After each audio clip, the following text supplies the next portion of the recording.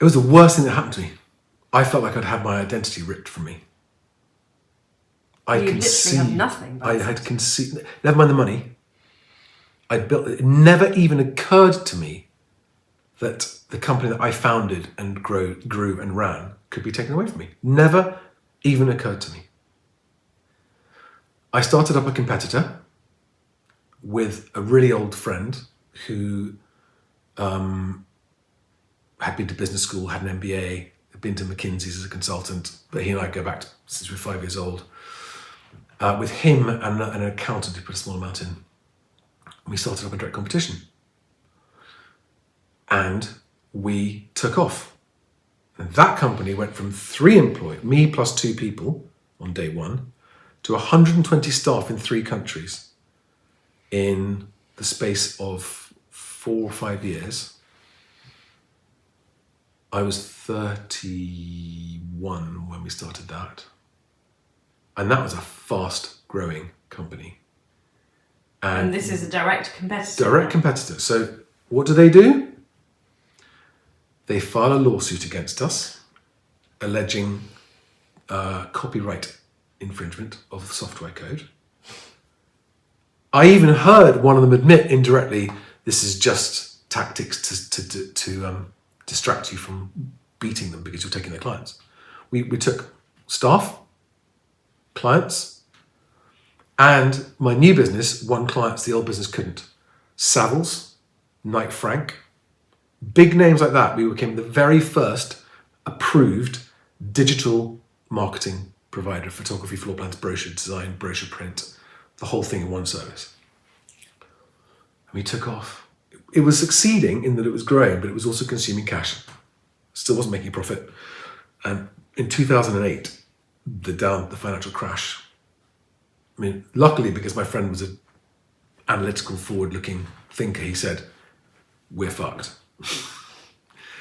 When that crash happens, and it's going to happen any month now, the property market is going to die, and we get paid per property. We had 40 staff in London, 10 in Sydney, and 70 or 80 in Sri Lanka, who were doing overnight turnarounds of photo retouching and CAD drawing the floor plans of the properties. It's a big team. And what the fuck did I know about growing a company? It was a baptism of fire. I had to self-teach. Literally, like, how do you grow a business? Operations, clients, finances, blah, blah, blah, blah, blah. It was amazing. During that company, we then built a new software product called, I'm so embarrassed, thebusiness.com, which had a 2 instead of the first S, so the BU2. Ines.com, and I've actually got a video somewhere of a client where we took them all out for a Christmas party. We'd been go-karting and we had about 20 clients out there, just in a restaurant in London somewhere, and one of them stood up and said, I want to make a toast to Charlie and the Boo2 Ines.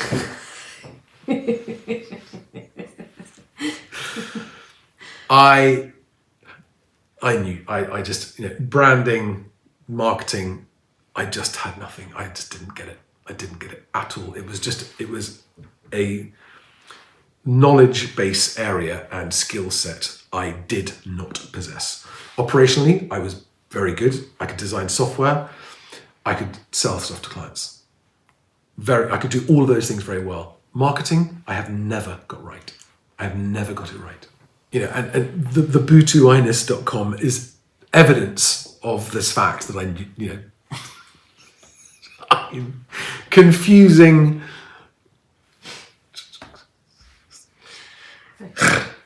That software product was very, very good. It was way ahead of its time, and it was growing really fast and really rapidly. And then I started to encounter something I'd never experienced before. So I'd been fucked over by investors, I'd been fucked over by business partners, and I suddenly started to get fucked over by clients.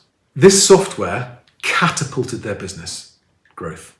They are now a well-known South London estate agent. They were nobody when they started. And this software, not on its own, they were ambitious and wanted to grow and everything else, but they were up against the likes of Foxtons and Douglas and Gordon and these big brands. This software catapulted their business. And it did with every customer that used it. The name was disastrous, which put a lot of people off. We were a small company, but the agents that were insightful enough to look beyond the optics of it and look at the substance of it, this is amazing. And so they pulled a stunt where they tried to take over the company. And they called me to a meeting. I didn't know what the meeting was about. And I walked into a room with the couple who owned and ran the business, who were divorced but still ran the business together. And these two lawyers. The two lawyers that they had were their conveyancing lawyers, not software litigators, not people who knew anything about software intellectual property, which by this stage I had learned quite a lot about because of shareholder contracts, investor contracts, about definitions of intellectual property and all. So I knew by this stage, I understood about the ownership of that kind of stuff. And when we had written that software, when we built it, we'd made very sure that it couldn't be taken over by a shareholder or an investor. And as luck would have it, that defensive maneuver protected us from this client's action. And because they hadn't used software or IP lawyers, they'd used conveyancers. They'd turn around to their conveyancers and gone, hey, do you reckon you can... And the conveyancers are going, well, that sounds more exciting than fucking conveyancing. Yeah, we'll have a go at that.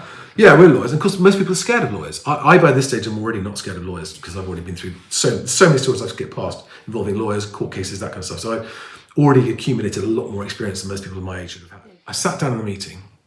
I was on my own. And they were recording it as well. They wanted to record it. That's fine. And I walked into the room going, what is going on? Because you guys owe me a lot of money, right? They had a 6-figure debt to me for photographs and floor plans, right? Because they were a growing business too and blah, blah, blah.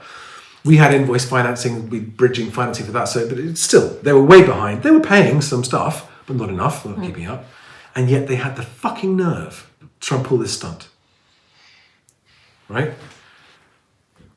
And I sat down in utter disbelief and listened to this. I can't find words to describe how amateur and childish what was happening was. And the first thing I said when the lawyers had finished this smug thing that the lawyer said to me, like, we're lawyers, you're not, you're going to be scared of me, right? I said, I turned to the clients, first of all, our mutual clients, and I said, how much are these jokers charging you for this? Because you're going to want it back. And I then to the lawyers and I said, you should be fucking ashamed of yourselves, taking money off a client for something you don't know what you're talking about. Like, what? What? And I said, you've prepared all this documentation here about all this action that you're going to do to threaten me and to try and take control of the software. I said, have you actually bothered to check where the intellectual property of the software belongs? Because that's the first thing you should have done. And they just went white. And I just looked at the clients and I said, I don't understand why you're doing this. What have I done? They looked really embarrassed. And of course, people with ego, when they get made to look stupid, I mean, they were fucking furious with the lawyers. But they were still my biggest client. I wanted to walk out and just go, but how do you walk out on the biggest client? Yeah. You can't. They were one of the biggest clients on the photography and floor plans and the biggest client on the software. We recovered that relationship and they remained clients for a long time. We were growing and it was looking very, very promising, very exciting. We were winning large software clients off the incumbent corporate providers of software to the estate agency industry. Okay. They were worried. Most of our clients were coming from this big corporate software provider that was owned by Guardian Media Group at the time, that's now owned by Zoopla.